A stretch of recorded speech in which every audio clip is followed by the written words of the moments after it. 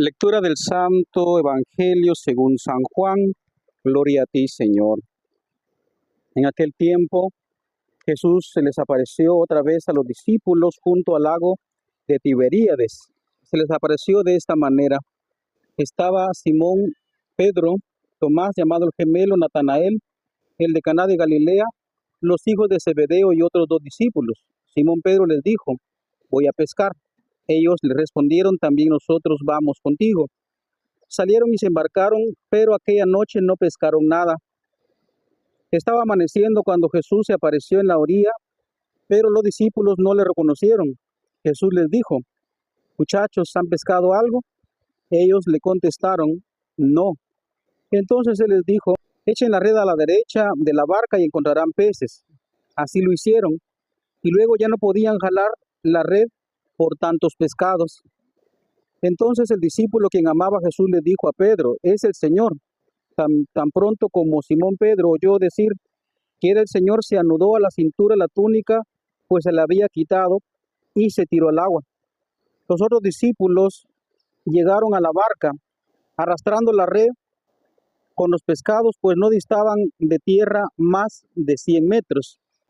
Tan pronto como saltaron a tierra, vieron unas brasas y sobre ellas un pescado y pan. Jesús les dijo: traigan algunos pescados de los que acaban de pescar. Entonces Simón Pedro subió a la barca y arrastró hasta la orilla la red repleta de pescados grandes. Eran 153, y a pesar de que eran tantos, no se rompió la red. Luego dijo Jesús: vengan a almorzar. Y ninguno de los discípulos se atrevía a preguntarle: ¿quién eres?, porque ya sabían que era el Señor.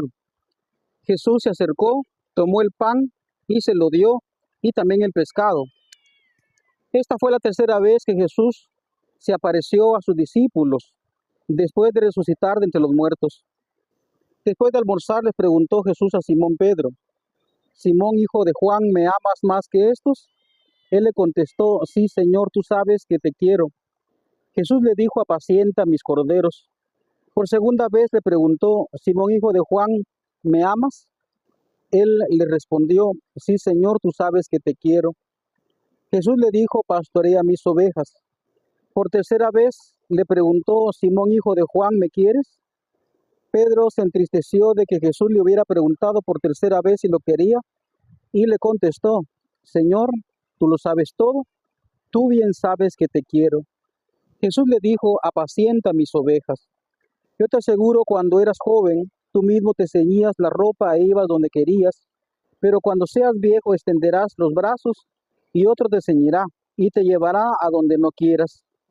Esto se lo dijo para indicarle con qué tipo de muerte habría de glorificar a Dios. Después le dijo: sígueme. Palabra del Señor. Gloria a ti, Señor Jesús.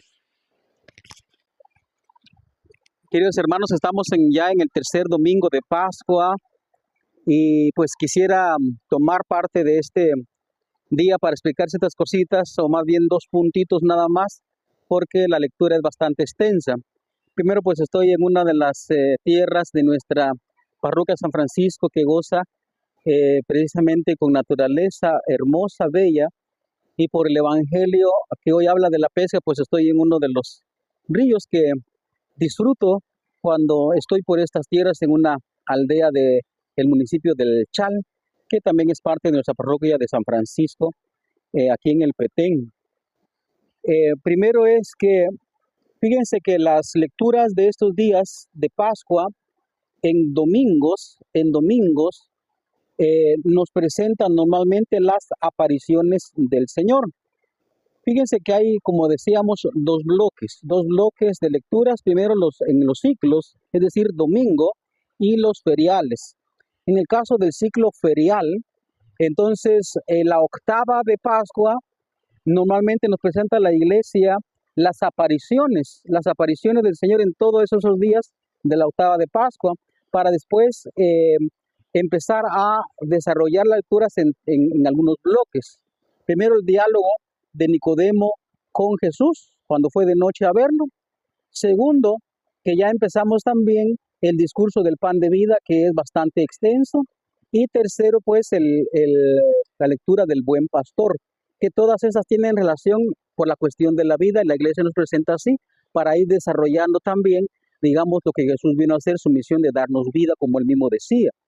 Pero en los ciclos, es decir, en domingo, pues ahí también nos sigue apareciendo o nos sigue presentando la iglesia las apariciones del Señor tal como lo vivimos en la octava de Pascua.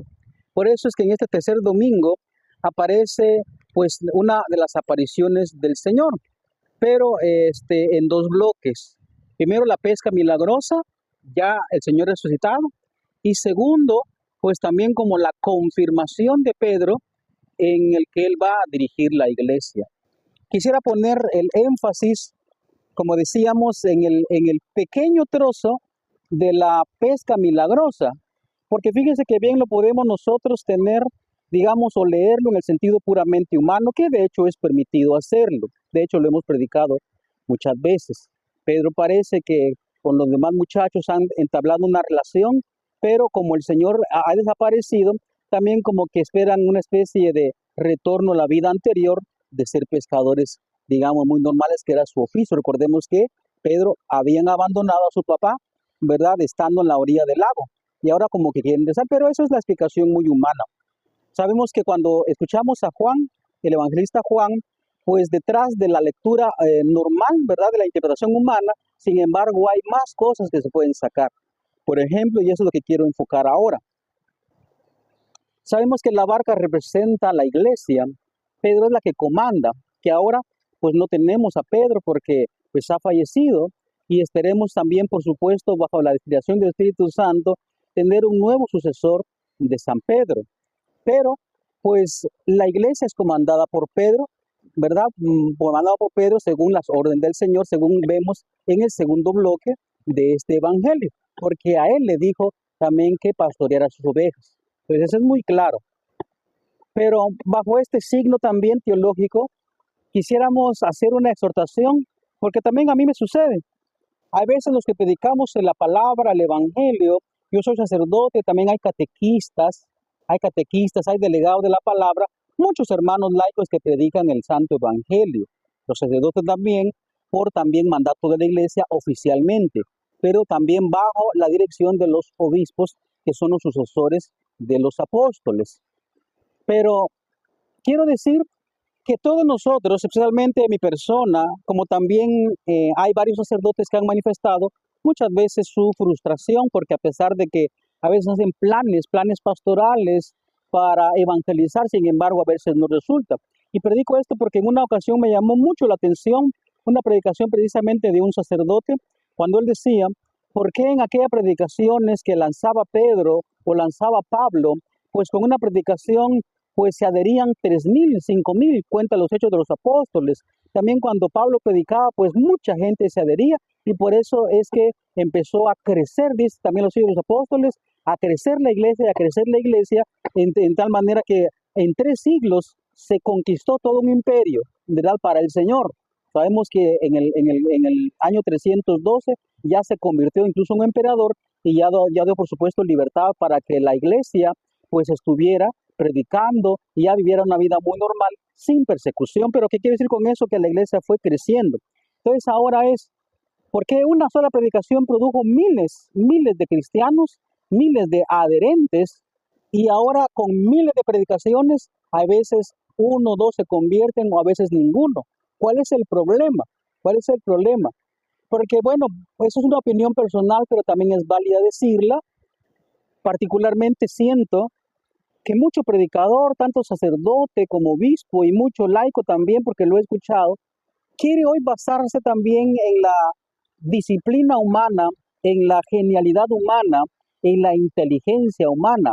Porque he escuchado decir, hoy en el día necesitamos oratoria, necesitamos persuasión, necesitamos filosofía, necesitamos, pues todas esas disciplinas para hablar en público, que hay algunos expertos. Pero recordemos en ese sentido que San Pablo decía en su primera carta a los Corintios que él no predicaba de acuerdo a la filosofía ni a la inteligencia humana para que se mirara realmente el poder de Dios. Y siento que ahí viene un problema que nos estamos basando ahora, también demasiada confianza en la capacidad humana, cuando en realidad, como dijo Cristo, sin mí no pueden hacer nada. Siento que mucho pastor también, incluyendo sacerdote, y qué pena da decir, pero obispo, y también incluso monasterios religiosas o conventos, están basando pues también la pesca, por supuesto, para el reino, en puras cuestiones humanas. Y entonces es ahí en donde entra que tenemos que entender que lo poquito que nosotros podemos aportar, por supuesto con las capacidades que también cada uno contamos, de muchos predicadores personal, en mi caso personal, como también de otros sacerdotes o de predicadores laicos, tenemos que fundamentarnos especialmente en nuestro Señor Jesucristo. De hecho, también eso es uno de los pasajes que escuchamos a la hora también de aquella multiplicación de los panes que vamos a ver, como digo, en el sentido ferial del segundo bloque de lecturas. Cuando el Señor pregunta, aunque Él sabe lo que va a hacer, ¿con qué daremos comer a toda esta gente? Él sabe bien lo que va a hacer. Está tratando de probar si ellos confían en Él, porque ellos no llevaban nada. Y lo poquito que tienen, se lo dan a Dios. Aquel muchacho no puso obstáculo, sino que lo puso a los pies del Señor y el Señor lo multiplicó. Entonces recordemos que también Pedro era un experto pescador, y sin embargo, a pesar del esfuerzo, no pescó nada, solo con la gracia de Dios. Quiero decir con esto es que los planes pastorales, pues hay mucha técnica, hay mucha oratoria, mucha filosofía, muchos estudios, decimos a veces, el estudio dice, pero si en ese estudio no está Jesús, si nosotros estamos basando nuestra predicación con sola nuestra capacidad humana, en ese sentido es que siento que precisamente por mucho que prediquemos, sin embargo no hay adherentes, que por supuesto no se trata de adherencia, es decir, de pescar para nosotros, porque también ese es otro problema, sino para el reino. Basarnos los planes pastorales y todas las acciones que todo sacerdote, todo obispo y todo, por supuesto, catequista, ministro, delegado de la palabra, etcétera, todo el que predica la palabra, por supuesto que tiene que ponerse en oración y ver al Señor, porque a veces no lo reconocemos, como le pasó a Pedro, porque Pedro no reconocía ahí al Señor. Es decir, estaba tratando de pescar porque Cristo mismo le había dicho, desde ahora serás pescador de hombre. Estaba tratando de pescar sin ver al Señor, hasta que el discípulo amado le dice, es el Señor. Hasta entonces es que apareció aquella pesca abundante. Pidamos pues la gracia del Espíritu Santo, fijemos los ojos en el Señor Jesús, porque es Él el que va a hacer, por decirlo de esa manera, entre comillas, exitoso nuestra pesca, que no es para nosotros, sino es para gloria de Dios y para engrandecer el reino de los cielos.